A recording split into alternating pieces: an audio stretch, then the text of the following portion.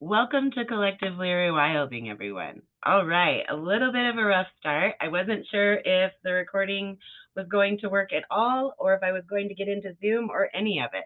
So we're here, we made it. So glad. All right, so this is a little bit new to everybody. I know you've been exploring some. I'll do a new tour probably tonight after we're done with class. And we're going to head into the overall Collectively Rewilding collection to sustainable organic soil regeneration. This is something that I've been working on for a while, and so you'll see that there's already a lot of material to dig into, but we're going to be starting on our new section, which will actually be our live classes.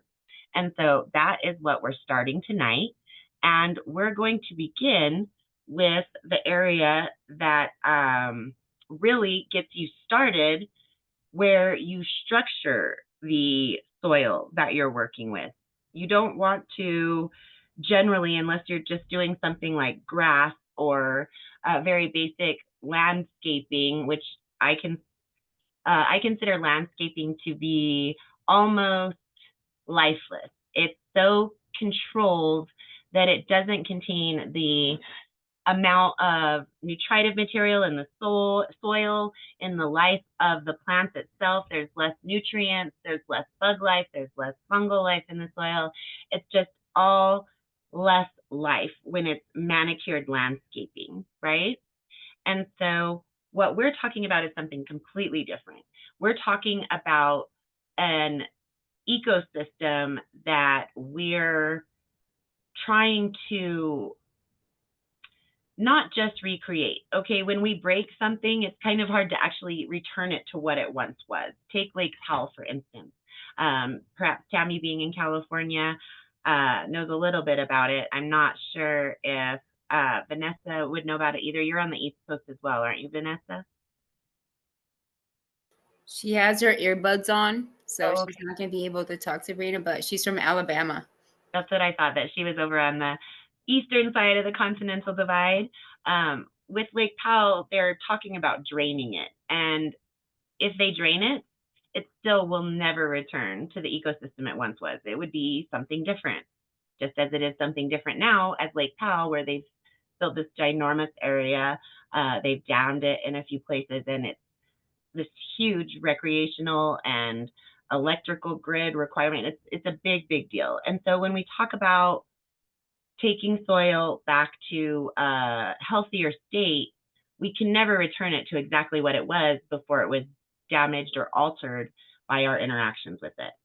So we have to determine how we want to recreate the ecosystem that we're working towards, right? You don't completely determine that.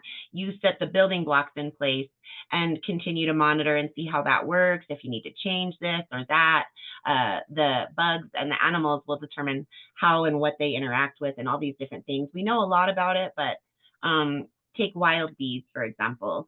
It's very difficult to know almost anything about their eating patterns or their like mating behaviors or nesting behaviors, any of these things. They're so tiny and they fly so quickly that the scientists are having quite a hard time really narrowing down what we even need to provide to help something like wild bees. So we have to play with what we put out and see, do we see some wild bees? No, so let's maybe throw in some more area native plants, or perhaps try a different set of colors in your flowers. There's all kinds of things that you can do going forward to continue to adapt to what you want to create and what creates itself with you as you go, okay? One of the main things that I'm going to be using here on this property for Collectively Rewilding are swales and berms. And I really just think of it as swales because a swale automatically includes a berm. But I was going through more and more of the literature. They really kind of include the two terms together. So a swale and a berm, the way that I think of it, it's even almost in the name. Swell or swale is a swell in the land. You're almost creating a wave in the land, depending on how many you have, what kind of arrangements within those areas. you create a berm that goes up, and then you dig down, depending on how deep you want, to a dip, and then you come back up and you create another berm. Then you determine if you want to do additional or if maybe you want to do them in a different arrangement. It's going to be based on how much area you have, what you want to do, how your water flow is. And I actually added a new piece just in the last couple of days that I'd never come across before. Very interesting. Let's pop over here into the world is collectively rewilding. This is agricultural innovation around the world. And it's really funny how often these innovative techniques return to old world style of farming and gardening and maintaining of the land, right? So this is something that I will be adding in, and it's very comparable to a swale. So I'm going to have swales that incorporate a couple of different philosophies. These are called bunds with a D, bund, or bunds when you have multiple. So with a swale, they may or may not have a curve. They could be straight. They'd have an additional curve or straight line on the opposite, and then it would have this dugout portion. Here, what they've done is they have even more intensely studied the slope of the land, and they carve out not as deep as the dip of a swale, but they've carved out some soil and matched the water flow to create almost like a cradle or a bib that will hold that water with this mound of soil. And then they put appropriate seeds in it to hold the structure of it. Then they have to cover it. They don't put any kind of mulch on it, surprisingly enough, that I could determine. They cover it, though, with thorny bushes and sticks and stems and leaves and things to keep animals off of it while those seeds are generating. And then they remove those and they plant a tree here, and it ends up looking like this, and it spreads out beyond these bunds that they've built. And so within the berms that I'm going to create on this property, there are a couple of areas that create a natural curvature. And so I'm going to modify my original swale design into an inclusion of a deep, a little deeper than what their example of a bund was, and create a cocoon or a catch for the rainwater and snow that come here. And by deepening it, that will increase the amount of soil retention in that specific spot for what a bund would be doing where they've done it. And it will just completely flow in to then a swale that'll be a straight piece between the two bunds, sort of like that. It'll almost be like wheels on an axle or something, a straight line with two half circles on each end. And that whole area, because that's how the water flows go on those two end pieces that are curved already, will increase all of the storage that I was already going to get by creating the swales. Also within my berms, that's the little mound that you build. And let me show you a picture so you guys have an idea of what I'm speaking of. And I'm sorry, my child is calling her dad, my husband. Just one second.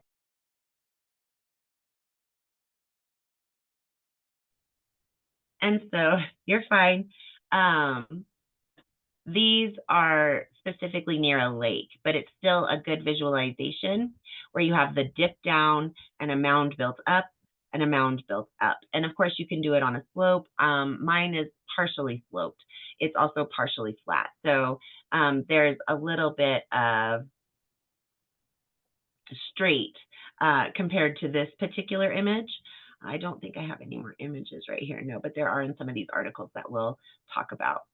And so this is a little bit like what I'll have. My slope is more like this, probably about. And at the very end of that slope, I'll have those swales. Inside the the berm part, this is the berm, this is the swale. Inside this berm, mine will be higher, and I'm going to fill it with something called Hügelkultur.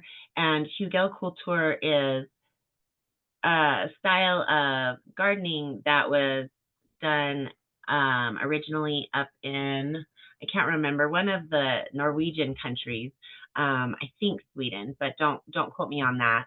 And the idea is that you put uncomposted things like branches, twigs, leaves, your garden waste, like the remains of a tomato bush that you've gotten all the tomatoes off of, the things out of your kitchen that you would compost. You can put all of that into the middle of this berm here, and it acts as a natural sponge. So not only is it going to slowly decompose and provide additional nutrients in that berm for the plants you have on it, but it also acts like a sponge and it starts to absorb additional water. So this here is to prevent runoff of the soil into a lake. That is different than what I'll be doing here in the very dry West. I will be doing soil retention of water, right? I want to capture the water. They're trying to stop the water from doing damage. So they're both very useful, and there are certain properties that you may need both types, even depending on where you're at, right? So there is rainstorms that there are rainstorms that do occur in this area that are torrential. They're during monsoon periods sometimes, and they can leave quite a bit of water very quickly. So you can have flooding and things in this area. So even here in the very dry state of Utah, you can have on the same property something where you're trying to retain the water that comes from that torrential downpour, as well as stop flooding in another area. And then, of course, you would try to capture that as well for the rest of your property. So it's a benefit in all directions here in the West. In the South and probably a lot of the northwestern portion of the state and northeastern portions of the state, it'll a lot of times end up being more towards the runoff prevention, right? Just depends on where you're at.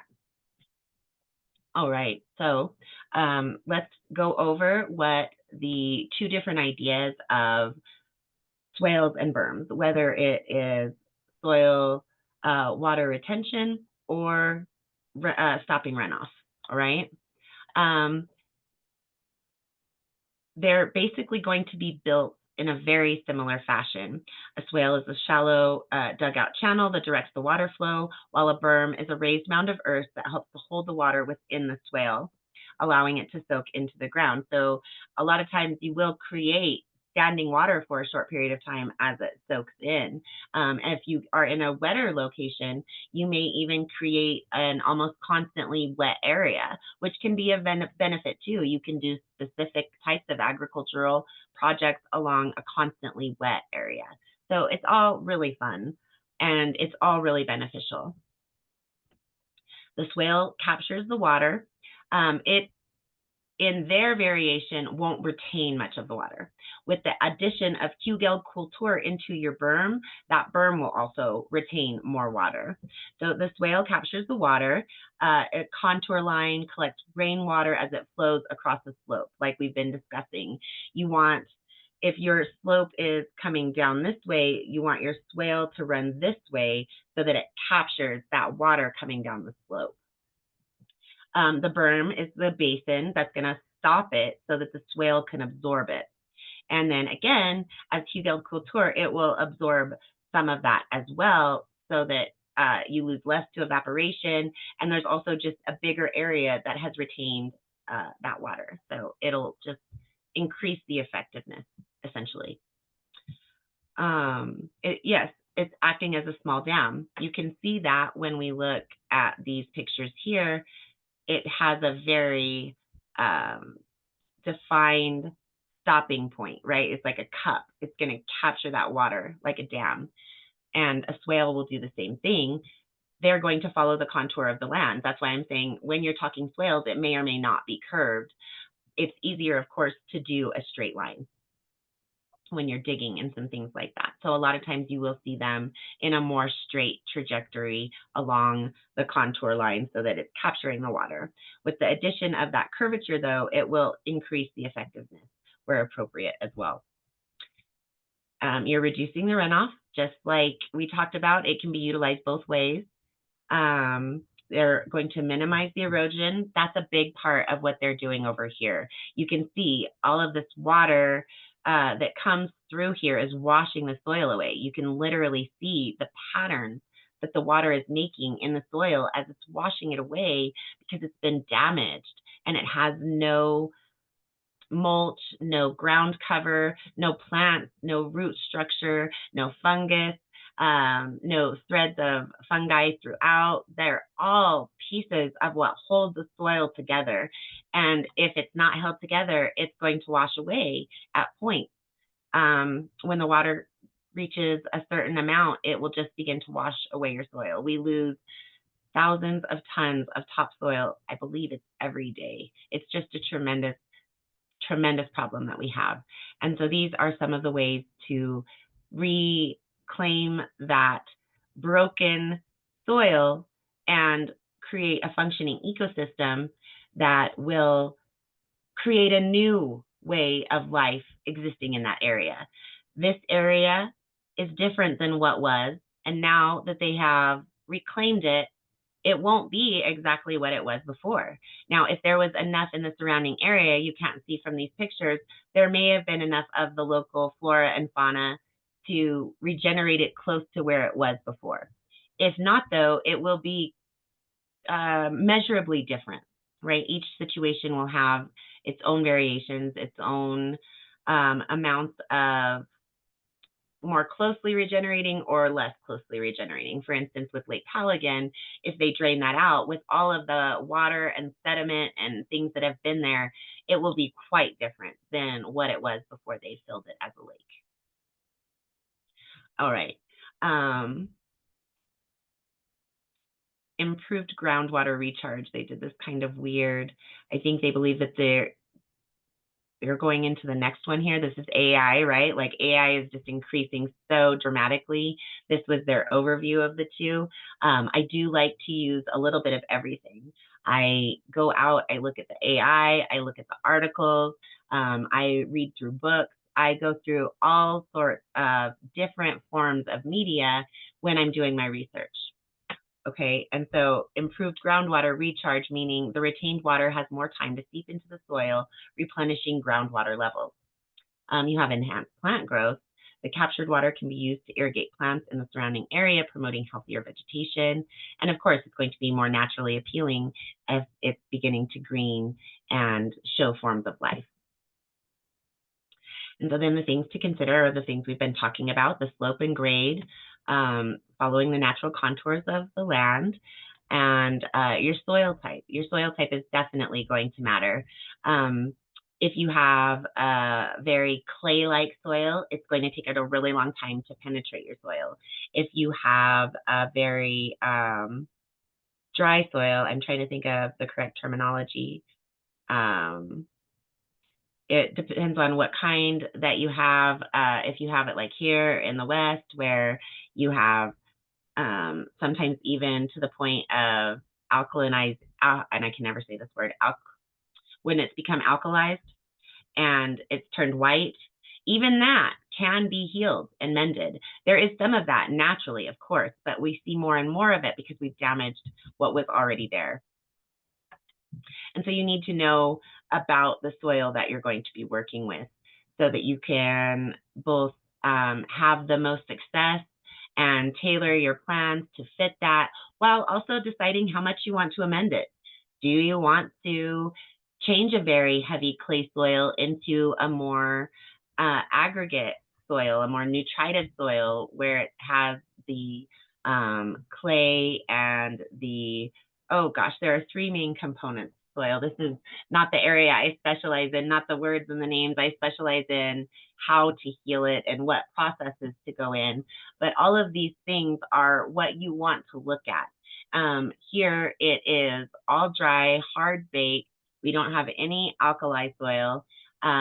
We have very little clay, and very little organic matter. And then there's one other word, I can't remember if it's silt or something else. There's one other main component of your soil.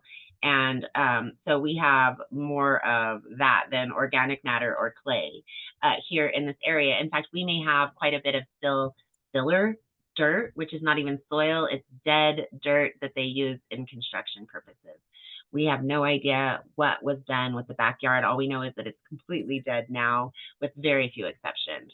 And then, of course, your soil will also determine your vegetation, what kinds of vegetation you want to put as you go through the process of amending your soil. For us, we're bringing an almost dead soil back to life, so adding in the nutrients right now and the breaking down of that hardened soil with the root structures, as well as putting over a mulch and doing these different digging projects that will create soil retention or water retention, and adding all of that in will begin to allow the plants to break into that with their roots, so that that too will slowly break down. The roots of those plants break down, adding nutrients and aerating the soil, loosening it up. Compacted soil, even if it's not dead soil, has less air, less water, and less nutrients. So we're also working towards loosening the soil. This isn't heavily compacted from like agricultural purposes, just from the actual building of this little area, and it's been settling for 22-ish years. So it's not heavily compacted from weight, it's just compacted from neglect. And so you have to know all of those different things when you start doing your vegetation. With us here, this is very, very hard soil. We're going to start with some very, very basic things. Sunflowers do really well in bad soil. A lot of the native wildflowers will do better because they're used to having to hard scrabble already in this dry environment, even when it hasn't been so depleted by human activity. And so things of that nature will be what we start with, just to get the soil healthy enough to, at some point in the future, hopefully within a year, definitely within 2 years, healthy enough to support things like tomatoes or eggplant or corn or the almond and olive trees that I'd like to have in the backyard. All of these different things, they take time because the soil is dead. And unless you're going to dig out the soil and replace it with soil, in my opinion, stolen from somewhere else, right? You take that healthy soil and you put it there, then that place no longer has that healthy soil. So I do as little of that as possible. I used chipdrop.com. It's just this amazing free service. You can pay a small amount to attempt to get your wood chips quicker, but it is actually completely free if you choose that route. Getchipdrop.com. It's so amazing. You get a huge truckload full of wood chips, stems, sticks, leaves. They have it broken down decently, but it is very rough. It's not like the manicured bags of wood chips that you get, but that's all nutrients for your soil. It's beautiful. It's much better for your soil than that manicured wood mulch that you can get from Lowe's or Home Depot or Walmart or whatever. So you just sign up for free here. You have to take a picture of the area where you want the wood chips dropped, and you can get that completely for free. We got one. It was amazing. Let me grab this really quickly, and I can show you the ginormous wood chip that we got, right? Wood chip drop. It is just huge. My daughter was out playing on it again yesterday. Sorry, I didn't think we were going to go and look at any of this. So gotta get down here to about right here.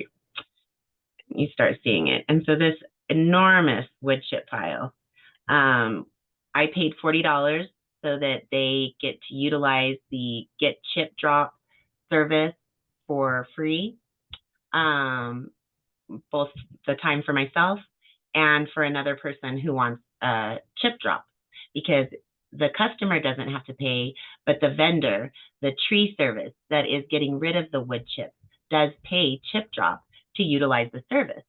$20 a time. So if you provide $20, $40, up to $80, that is just a free use of the service. The tree company doesn't get any money. They just don't have to pay to put the wood chips into a landfill, and you get free wood chips, and they get rid of things that they would have to pay to either store or throw away and waste.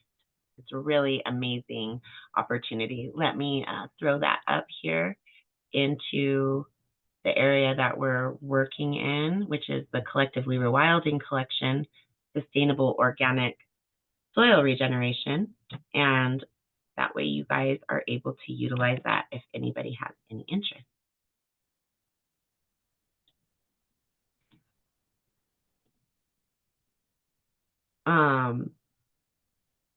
Then the next stage after doing that will be to get the roots started from those plants. So if we didn't put the mulch down, the majority of the seeds would blow away. They wouldn't find traction unless we dug the soil up and buried them. And even then, many of them would not be able to germinate and form full plants because the soil is so rough. By adding the wood chips, we soften the soil enough, and through the winter, that will begin to break down in the areas we were actually able to spread it before winter started coming, a little more than allows for wood chip spreading. That area will get some decomposition because all of the loose material that's really fine will actually begin to work into the soil over this winter, adding more nutrients. And so those rougher wildflower plants that are from drought areas, the deserty areas, there will be some of them that find traction the first year. Not all of them, though. And that's why I don't know if we'll be able to actually have your traditional gardening plants in the 2026 growing cycle or not. We will have to see. So it's all going to be soil regeneration for the property for the next year or two, for sure. And then, of course, you have to keep maintaining those swales and berms, right? Now, let's see if there's very much difference for runoff prevention. Let's go through it really quickly and then answer any questions that anybody has. Again, this is exactly the same, just a trench that follows the contour of the lines. Then you have your berm. And that's a new tip. That's, of course, what we'll be using some of the soil that's excavated from the swales. And we're actually going to do something called a wally-peony, which we'll discuss in a later class as well. And all of that soil that gets removed can then be taken and used in our berms alongside the trees that had died and been cut down on the property before we purchased it, and the sticks that we have still from wood chips and the drops that we'll continue to get. Gotta get at least 1 to 2 more wood chip drops to cover the whole property as well as I'd like to. And then we're going to cut into it sometime between the spring and fall of next year. My parents are going to come up and do all of that. And it's really neat because I'm going to work with the Natural Resources Conservation Service Center. And I believe I should be able to get them paid for their gas and the wear and tear on their vehicles and for some place for them to stay, all paid for.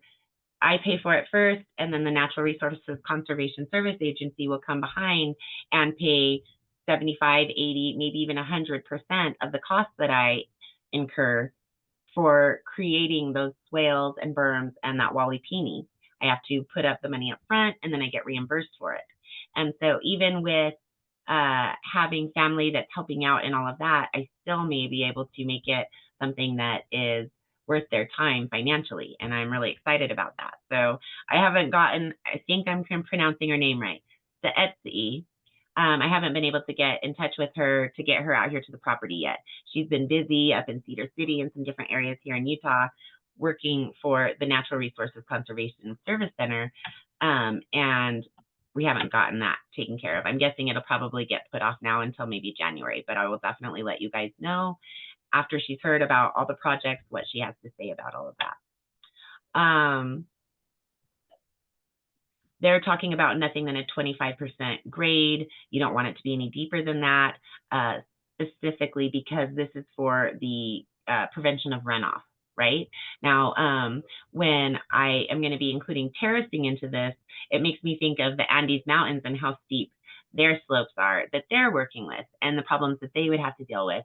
And I wonder how terracing affects the water that does pour down the mountains, I'm sure, at certain points, and how they manage to channel that. And if their terraces perhaps come out and in, and maybe even come back in a little and create like a natural channel to funnel that water.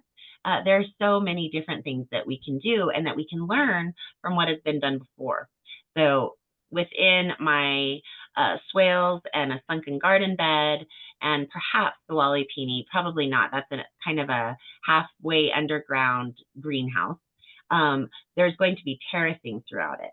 And so I don't like the modern take on terracing, so I need to do some deep dive researching into how the peoples of the Andes do their terracing. And that all affects your water retention, the runoff, all of these different things. Here they say perpendicular to the flow of the water. It's the same basic idea. If your water is running down, you want to come in at a perpendicular angle. You can use it to redirect the water to where you want it to go. So especially if you have a hill that's like this, and then it starts to also go down, you could take this water here and start directing it down to have perhaps a little pond you wanted to create, or perhaps that's where on your property the rain would drain into the city's gutters and sewers, so that there's no damage to anybody's property, your own or anyone else's. There's all these different ways to utilize this type of structure on your property. Here they talk about that, right? A retention pond, dry well, or a nearby stream. Again, I believe that this should be visibly usable on actual in-town properties that have a little bit more than some of these newer builds, right? That gets really difficult, but like your older 20 and older style properties inside of towns can absolutely utilize these types of structures on their property to getting the same results. This is an in-town property, the residential lot. It's not quite a quarter-acre lot. I want to say it's lacking, I don't know, several, I don't even want to get into it. I'm so bad about it, but it was really close. Couple percentages off or something like that. So we have about a quarter of an acre lot here, and even less. You would absolutely be able to utilize some of these formations depending on what you want to do, what the layout of your ground is, and what your city ordinances are, right? And so for some of these things, when we want to reclaim our land and go to a more natural state than a lawn, sometimes we have to approach our city and town councils and work at changing some of the rules. There are also ways to start the process without getting those approvals that include food and medicinals and some different things that don't actually look like a traditional garden. And so you can softly start while talking with your city and town council and showing them throughout the country how people have brought it to their city and town councils and got it overturned. You know, we're all struggling. Food costs are so high. We have all of these problems with healthy foods and getting access to them and all these different things. The more we have it in our own backyards and front yards, the healthier that we tend to be, right? All right. And then part of what we'll do here, and they're talking about, is planting trees and shrubs in the raised area on or near the basin, right? You don't want your soil or your water to come up over the trunk of the bush or the tree, unless it's the specific type of bush or tree that's meant to have that kind of inundation upon occasion. There are definitely those bushes and trees that can. Most of the trees or bushes that we would want on our properties can't handle being submerged for lengths of time, very short lengths of time before it starts doing damage, right? And then if you find ways to store the water on your property, if yours is a little larger than ours, you could store that water in some sort of silo or rain barrels or different things of that, and you can use it to irrigate further down. We can do rain barrels and some things like that here, but that's limited, right? 55 gallons is your typical rain barrel.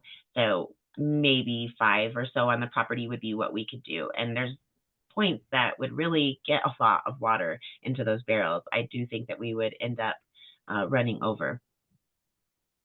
All right, so these are a bunch of different articles that we'll go over in a couple of weeks.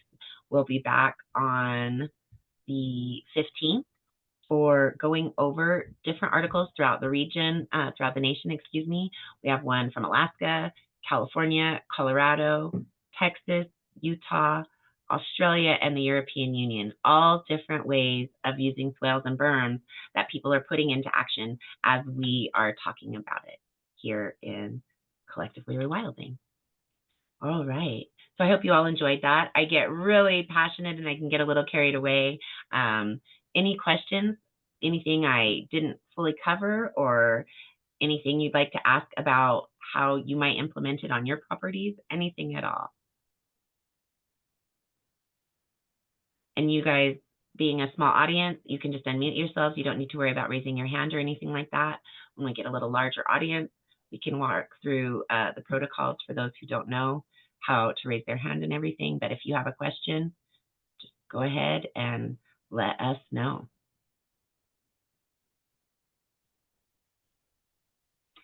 All right, everybody. I hope you enjoyed it.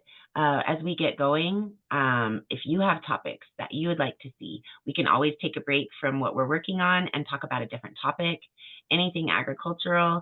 And also, if you need help, like I will need help getting your agricultural project funded, that's always something that we can talk about as well. In any upcoming classes, you can let me know in the class, or you can post it here in Collectively Rewilding, anything that you're working on, and we can start digging into that topic.